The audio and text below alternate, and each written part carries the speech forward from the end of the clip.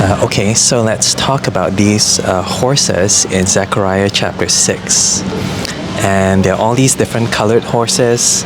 There are red ones, black ones, white and spotted.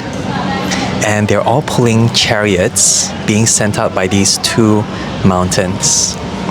And they go off in different directions, some to the north, one to the south. But then we don't know why it doesn't mention the east or west, and it leaves out the red horses. Yeah. And we're told that these horses are very, very impatient. They really, really want to go, and God sends them out. But finally, God's Spirit finds its rest up north, and this is code for Babylon. Yeah, so what does it mean? Well, the horses symbolize God's certain judgment that will definitely happen. And that's why we see in the chariots. Chariots symbolize God's military might. He's going to wage war against evil. And they're sent out in all different directions, north, south, but we're not given all the details. We don't know about east and west. And again, it leaves out the red horses. It's kind of like saying that God doesn't give us all the information, all the details, and we're not meant to speculate.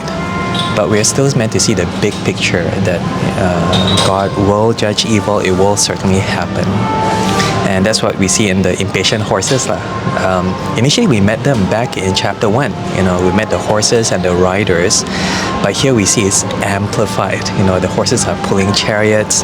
And these horses are eager to go out. And finally, God will release these signs of judgment through these horses sent in all different directions.